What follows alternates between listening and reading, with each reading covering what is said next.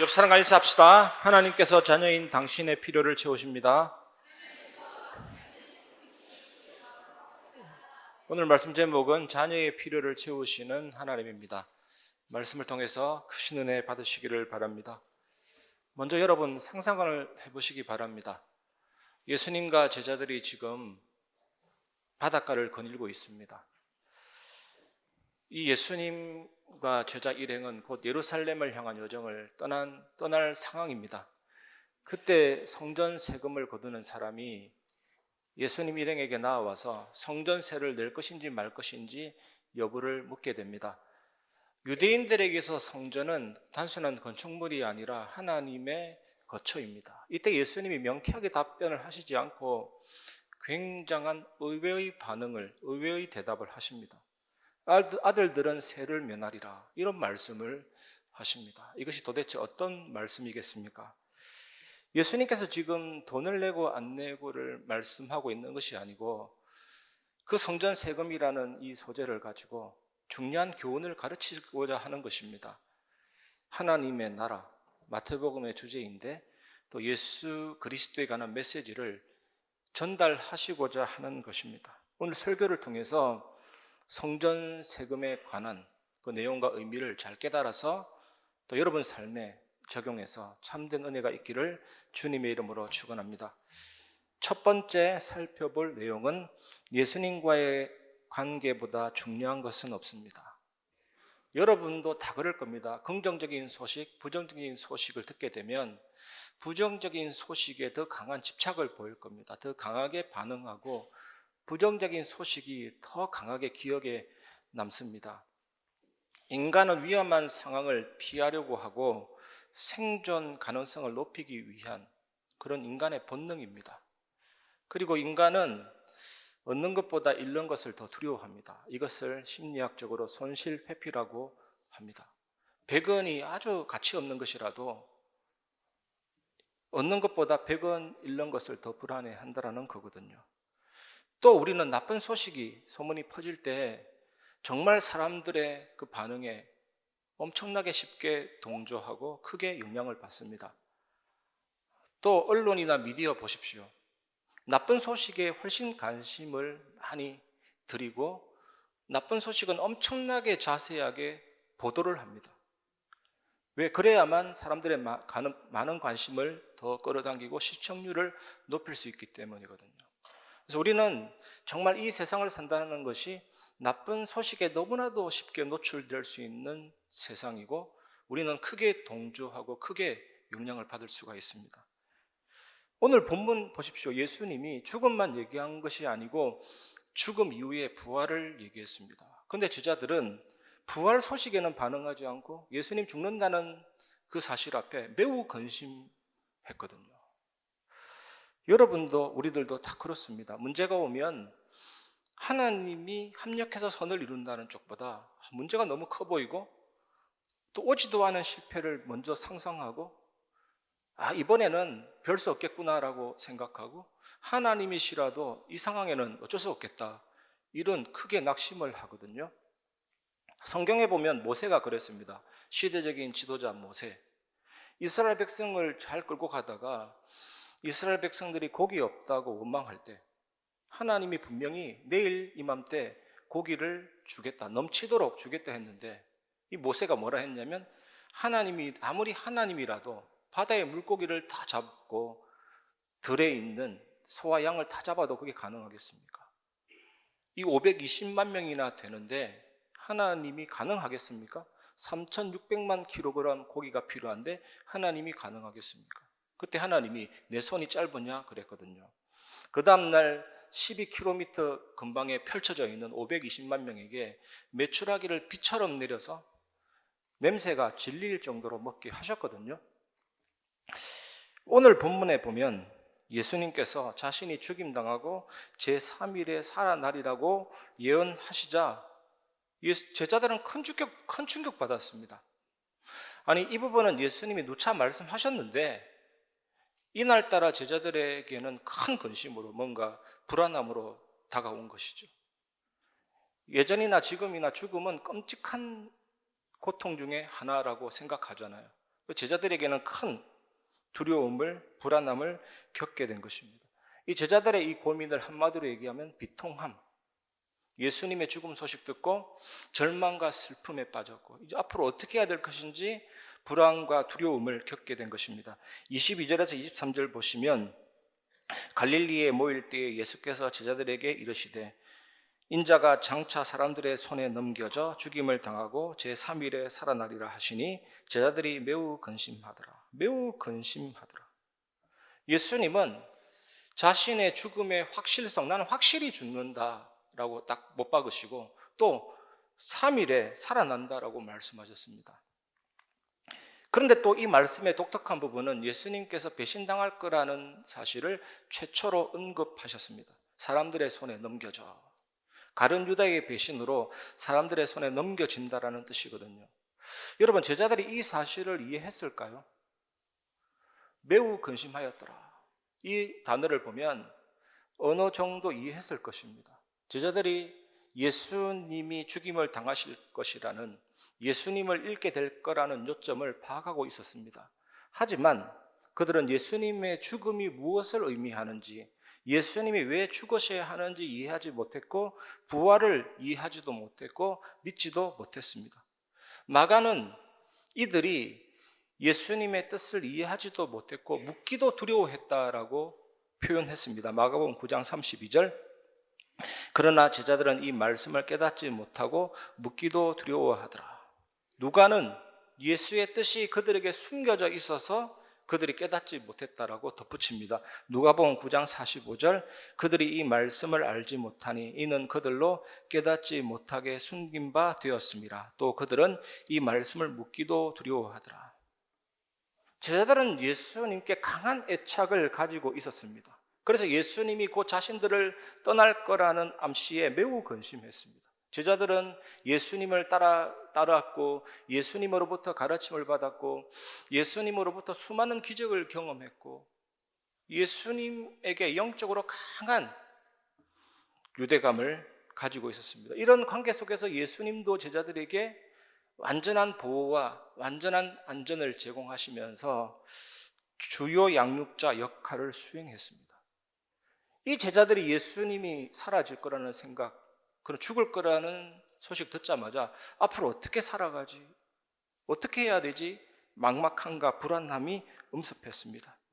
그런데 제자들이 진짜 근심을 한 더 깊은 이유가 있습니다. 그것이 뭐냐면 이 제자들은 예수님을 민족적인 정치적인 메시아로 생각했거든요. 예수님이 오셔서 이스라엘을 해방시키고 로마 속국에서 해방시키고 이스라엘 중심으로 열을 맞추고 줄을 맞추기를 바랬거든요. 평화를 가져오기를 바랬거든요. 이 제자들이 언제 깨지냐? 사도행전 2장에 가서야 이 생각이 바뀝니다. 예수님 성천할 때도 뭐라 그랬습니까? 제자들이 이스라엘을 회복하심이 이때이니까. 제자들의 생각이 이거입니다. 어떻게 메시아가 죽을 수가 있지?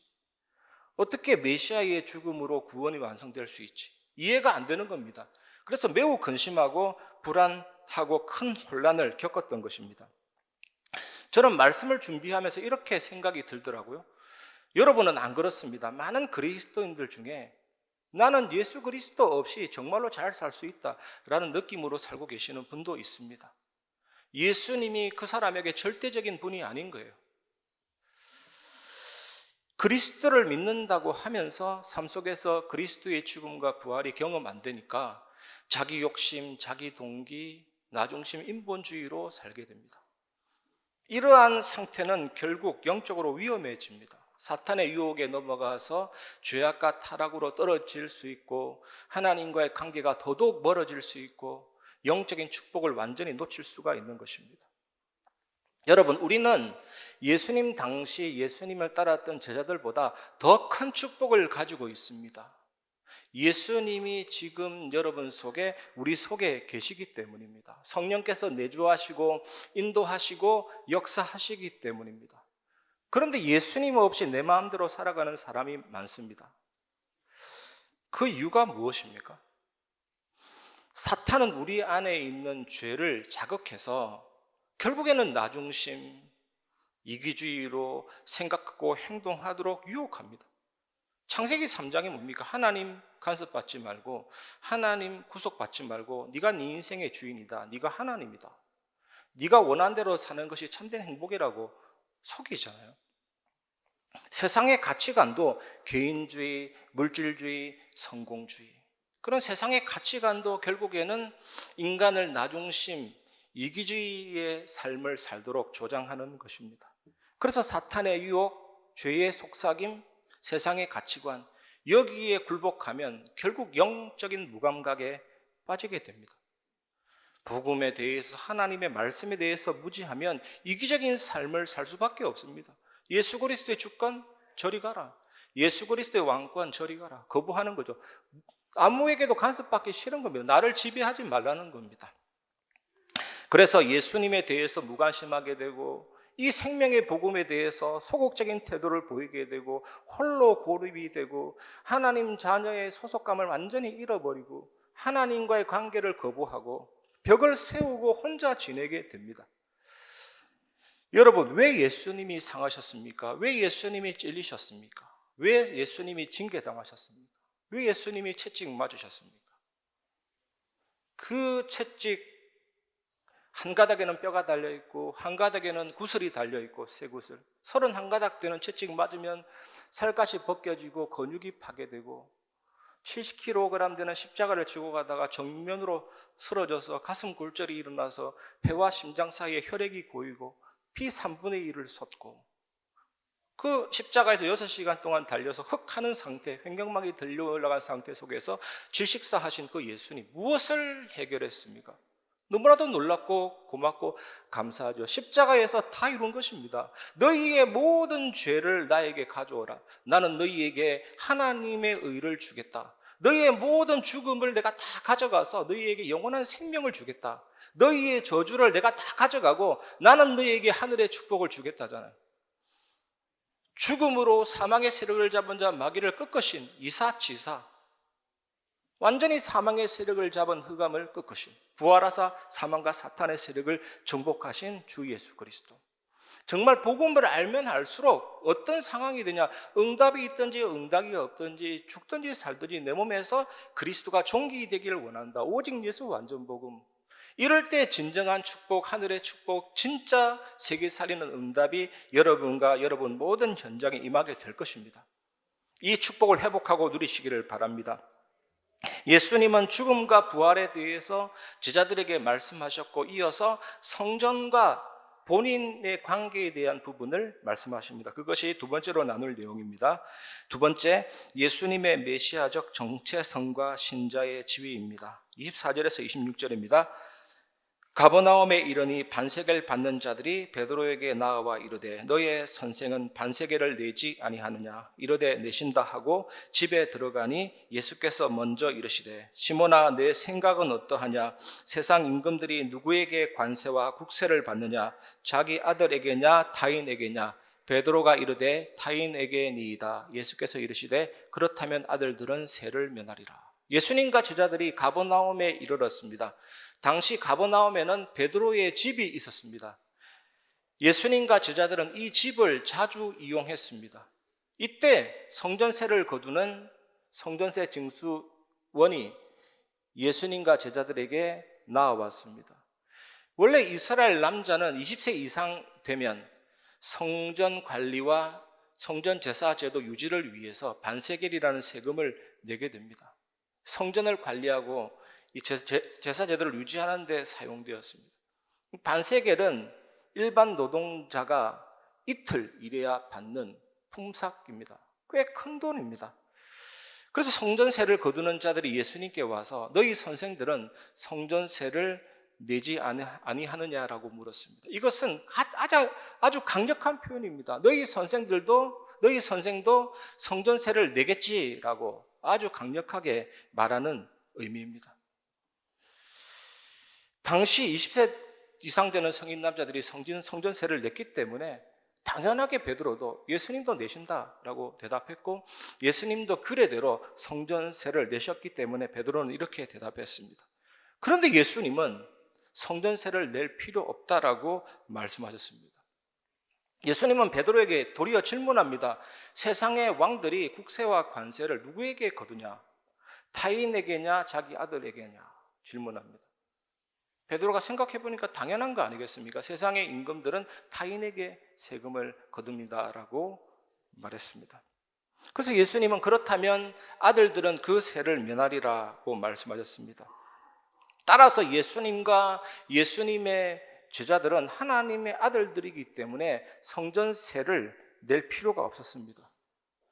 그러면 왜 예수님은 성전세를 내셨고 또 성전세를 내지 않으면 성전이 관리될 수 없지 않습니까? 왜 이렇게 하셨습니까?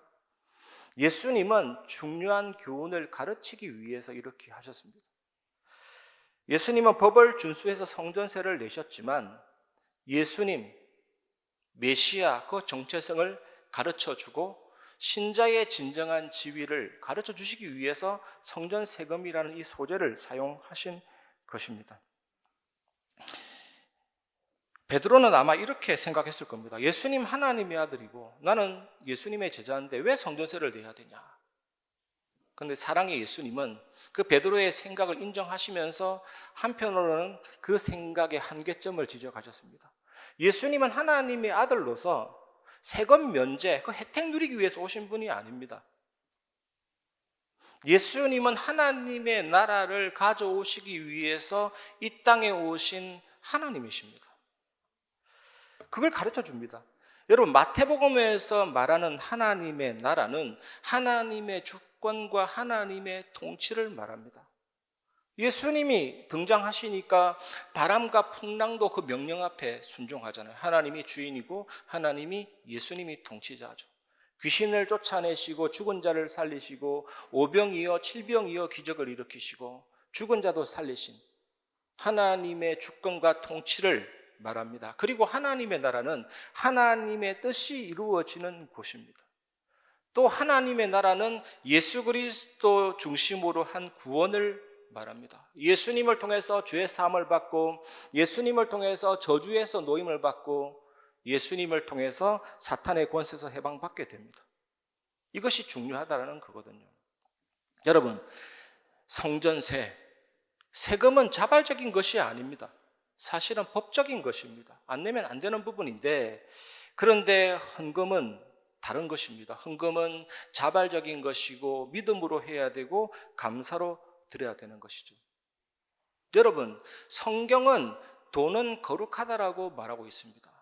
11조는 돈이 거룩하다라는 확신을 행동으로 옮기는 오래된 성경적인 관행이죠. 우리가 한 그 노동의 첫 열매를 하나님 앞에 드리는 것입니다. 여러분, 하나님은 흙과 돌과 은과 금과 주석과 플라스틱과 신용카드 등 모든 것을 창조하신 분이십니다. 11조는 하나님이 우리에게 일할 땅을 주시고 힘을 쓸 근육을 주시고 생각할 두뇌를 주시고 일자리를 주지 않으면 아무런 소득도 없을 것이라는 확신이 담겨 있는 것입니다. 우리는 하나님이 주신 재료를 가지고 일하잖아요. 그래서 여러분, 이 예수 그리스도 이름으로 여러분의 결과를 먼저 드리는 것이 제일 중요합니다. 오늘 본문은 그거를 말하고 있습니다. 우리가 먼저 하나님께 드리지 않으면 축적의 정신이 나를 지배합니다. 재물의 영, 만몬의 영, 흑암의 영이 역사하는 것이죠. 가지고 또 가지고 더 가지고 싶어 하는 것입니다. 내가 이미 가지고 있는 그것을 계속 지배하고 싶어지는 것입니다. 책략을 꾸미고 탐내게 됩니다. 그래서 우리의 돈은 더러워집니다. 우리의 돈의 거룩함은 훼손되는 겁니다. 여러분, 정말 우리가 그리스도에게 기꺼이 드리는 이 돈은 결국에는 우리 자신으로 돌아오거든요. 우리 자신으로 돌아와서 우리를 살리고 우리 가정을 살리고 우리 모든 주변 현장을 살리게 됩니다. 여러분 경제가 살아나고 교회 경제가 살아나게 되는 것이죠. 저번에 마태복음을 통해서 같이 살펴보았던 것처럼 누룩하고 비슷합니다. 온전한 11조의 실천은 누룩과 비슷합니다. 우리의 모든 소유가 하나님의 축복 속으로 끌어당겨 들어가게 되는 것입니다. 교회 헌금은 세금이 아닙니다. 여러분, 오늘 이 말씀을 통해서 여러분 삶에 중요한 적용점을 찾으시고 참된 응답과 은혜가 넘치시기를 주님의 이름으로 축원합니다. 오늘 본문의 예수님은 하나님의 아들로서 성전 세금을 낼 필요도 없잖아요. 내지 않아도 되는 자유가 있는 분인데 성전 세금 징수하는 저 사람이 난처할까 봐 또 성전 세금을 내십니다. 그것도 기적적인 방법으로 성전 세금을 내십니다. 이것이 오늘 우리가 마지막으로 나눌 내용입니다. 세 번째, 자녀의 필요를 채우시는 하나님입니다. 마태복음 17장 17절, 그러나 우리가 그들이 실족하지 않게 하기 위하여 내가 바다에 가서 낚시를 던져 먼저 오르는 고기를 가져 입을 열면 돈 한 세겔을 얻을 것이니 가져다가 나와 너를 위하여 주라 하시니라. 예수님께서 지금 세금을 내지 않으면 어떻게 됩니까? 세금 내지 않으면 저 사람은 성전을 거부하는 자구나, 저 사람은 성전 제사를 거부하는 자구나 라고 비춰줄 수가 있습니다. 그래서 성전 세금 징수 요원 눈앞에 예수님과 그 제자들은 오해받을 수가 있습니다. 그래서 즉시 예수님이 말씀하십니다. 가버나움이란 이 동네는 바닷가에 위치한 동네이기 때문에 예수님 말씀을 듣고 베드로가 즉시 낚시를 합니다. 낚시를 하는데 놀라운 일이 일어납니다. 저는 이 말씀을 보면서 어떤 이런 정말로 신기하다 이 장면, 그런 느낌이 들었습니다. 물고기는 눈을 통해서 먹이를 분별하거든요. 물고기는 코를 통해서 먹이 냄새를 맡습니다. 그리고 물고기 입술과 입 안에는 맛세포가 있습니다. 그래서 먹어보고 영양가가 충분하고 위험하지 않으면 삼키고 아니면 뱉습니다. 근데 그 딱딱한 그 한 세계를 입에 물고 있었다니까요. 얼마나 물고 있는지는 모르지만 동전을 물고 삼키지도 않고 물고 있다가 베드로 낚시 던질 때 걸려 올라온 것이죠. 아니, 입에 물고 있는데 어디다 걸려서 올라왔는지 참 신기하고 놀랍습니다. 정상적인 물고기라면 반드시 뱉어야 되는데 그걸 물고 있었다니까요. 이것이 기적이고 하나님의 주권적인 섭리입니다. 하나님은 아버지로서 여러분의 필요를 채우십니다. 여러분을 긍휼히 여기십니다. 예상치 못한 섭리적인 놀라운 기적으로 여러분에게 채우실 수 있는 능력의 하나님이심을 믿으시기 바랍니다. 여러분은 그런 하나님의 자녀입니다. 이 사실을 온전히 누리는 한 주간 되시기를 주님의 이름으로 축원합니다. 결론을 말씀드리겠습니다. 기도의 행복을 누리시기 바랍니다. 요한복음 16장 24절, 지금까지는 너희가 내 이름으로 아무것도 구하지 아니하였으나 구하라 그리하면 받으리니 너희 기쁨이 충만하리라. 이 말씀에서 기쁨은 기도의 직접적인 열매를 말합니다. 여러분, 기도를 정말로 하는 사람은 기도 응답이 온다 안 온다 이 차원을 넘어서게 됩니다. 아니, 우리가 아무리 문제와 상황이 있어도 내 마음에 기쁨이 있으면 문제가 안 되거든요. 기도할 때 응답 오고 안 오고 차원이 아닙니다. 기쁨이 생깁니다. 저는 이게 너무나도 좋더라고요. 기도를 지속하는 사람에게 직접적인 열매가 먼저 맺힙니다. 영혼의 기쁨, 만족, 확신, 평안이 임합니다. 기도를 계속하는 사람은 하나님과의 관계가 돈독해지고 깊어지고 하나님을 신뢰하게 됩니다. 아들 내놔라 해도 내놓을 수 있을 만큼 그런 놀라운 충만함이 내 마음에 임하게 됩니다. 최고의 영적 상태가 되어집니다. 이 기도의 행복을 누리시기 바랍니다. 잠언 18장 10절에 보면 여호와의 이름은 견고한 망대라 의인은 그리로 달려가서 안전함을 얻느니라. 왜 망대라고 합니까? 하나님 자신이 나를 지킵니다. 하나님 자신이 나를 보호합니다. 마음과 생각을 지킵니다. 든든하게 만들어주십니다. 그러니까 하나님이 나의 망대가 맞는 것이죠. 이 하나님은 내 안에서 더욱 친밀한 관계, 응답의 축복 속으로 이끄시기 위해서 기도의 여정 속으로 이끌어 가십니다. 결국에는 교회와 성도가 존재하는 이유는 전도와 선교입니다.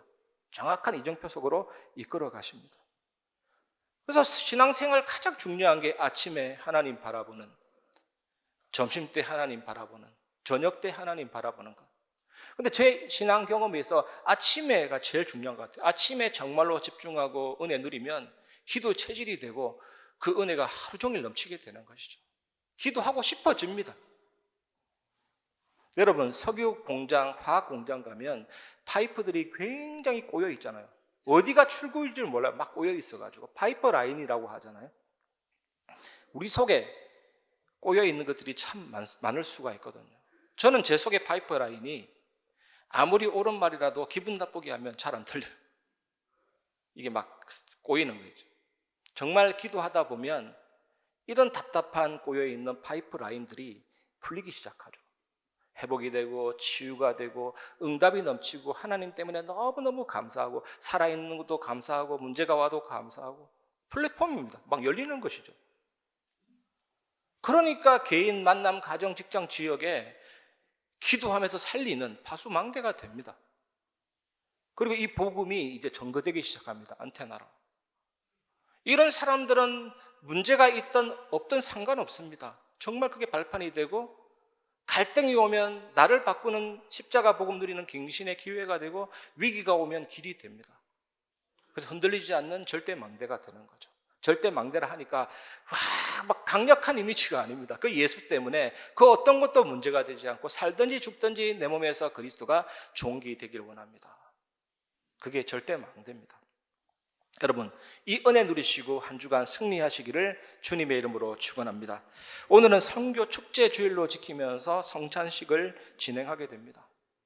예수님의 피, 예수님의 살, 그 십자가 복음이 내 안에 들어와서 나의 모든 것을 변화시켜서 세상 살리는 전도자로 세워주시는 그 은혜 누리는 시간입니다. 결국 전도와 선교로 세계 살리는 성도와 교회가 되도록 기도하는 마음으로 성찬식에 참여해 주시면 감사하겠습니다. 이 시간 성찬식 전에 하나님은 너를 지키시는 자 말씀을 마무리하면서 찬양 부르고 성찬식 하겠습니다.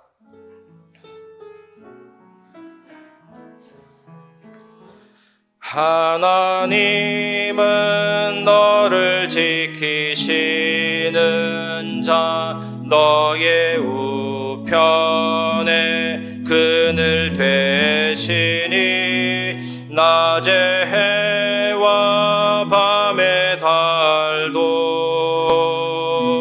너를 해. 하나님은 자녀의 필요를 채우십니다.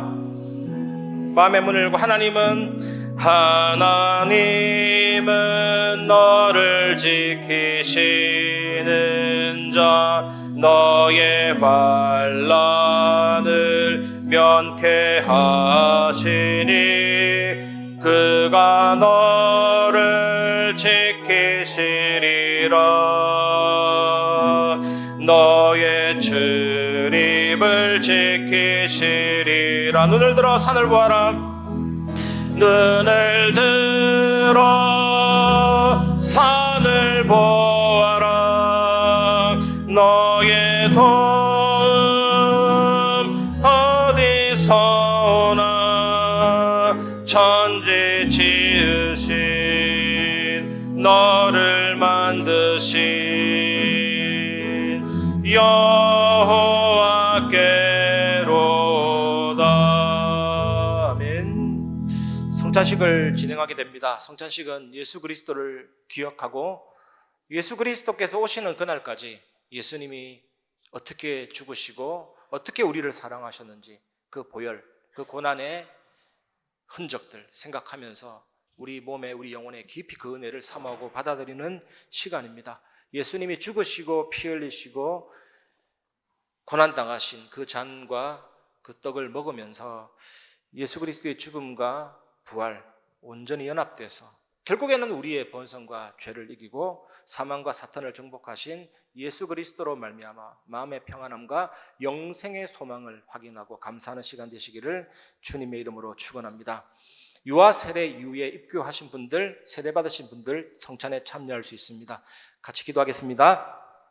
하나님 아버지께 영광 돌립니다. 우리가 준비한 떡과 잔에 성령께서 임하여 주옵소서. 예수님의 보혈을 기념하는 잔을 마실 때 예수 그리스도의 죽음의 진액이 내게 흘러들어와 나의 악한 본성을 죽여주시고 주님의 살을 기념하는 떡을 먹을 때 생명이 넘치고 부활의 소망이 넘치게 하여 주옵소서. 십자가에서 그리스도를 통하여 보여주신 하나님의 사랑을 깊이 체험하는 성찬이 되게 하여 주옵소서.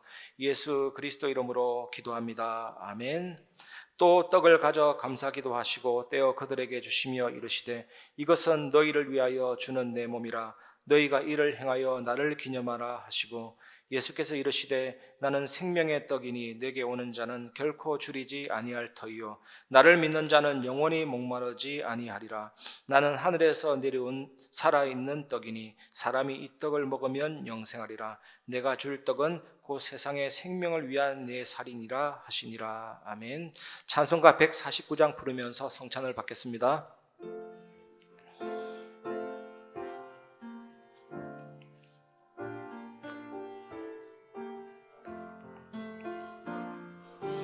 주 달려 죽은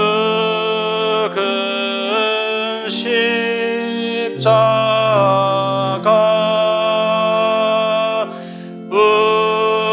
우리가 생각할 때에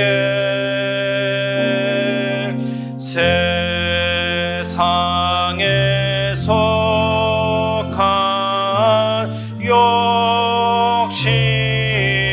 욕심을 헛된 줄 알고 버리네. 죽으신 구주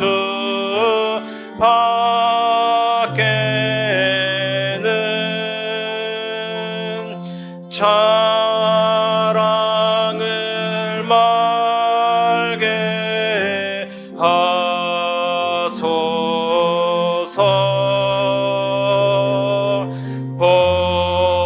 보혈의 공로 힘입어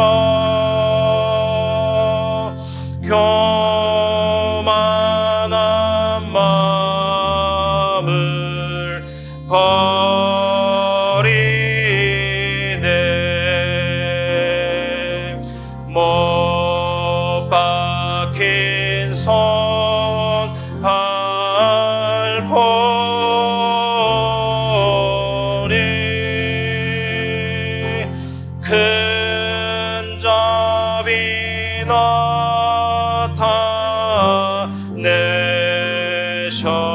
나타내셨네. 가시로 만든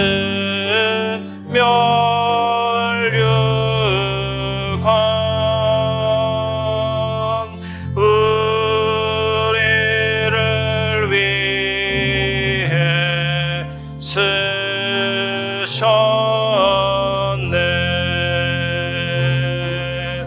온 세상 만물 가져도 주내 못 갚겠네.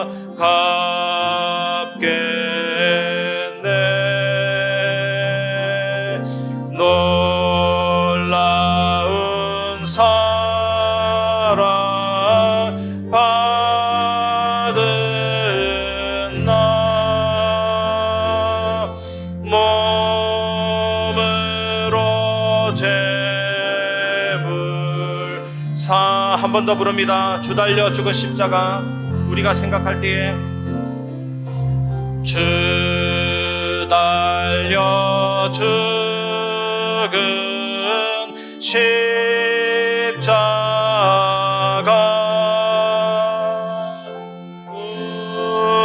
우리가 생각할 때에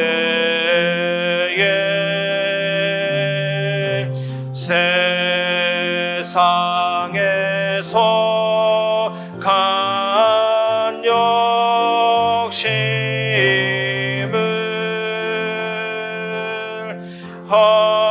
헛된 줄 알고 죽으신 구주밖에는 자랑을 말게 하소서.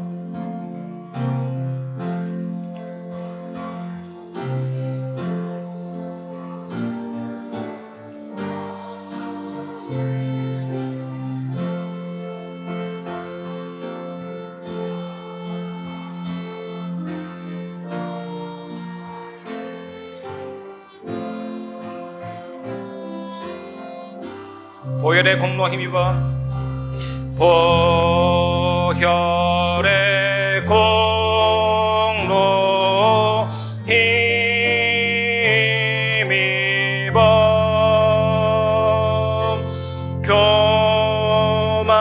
교만한 마음을 버리네 못 박힌 손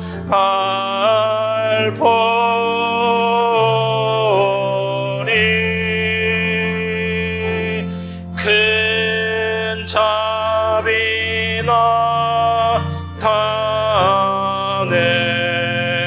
나타내셨네 가시로 만든 면류관 가시로 만든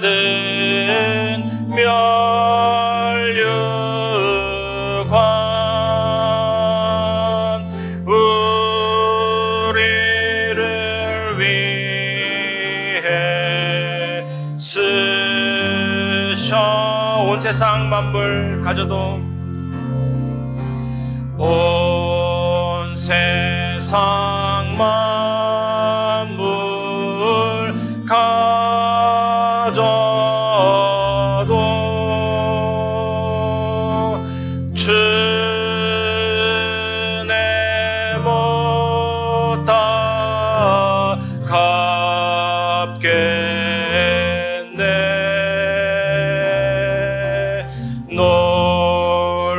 놀라운 사랑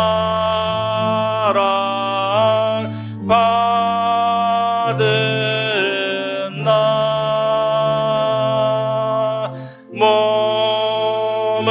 몸으로 재물 온 세상 만물 가져도 주 은혜 못다 갚겠네 주님의 은혜 생각합시다 온 세상 만물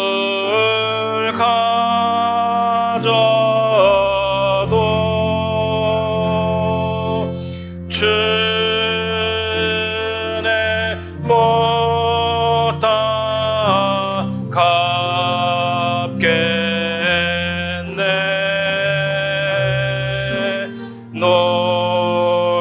놀라운 사랑 받은 나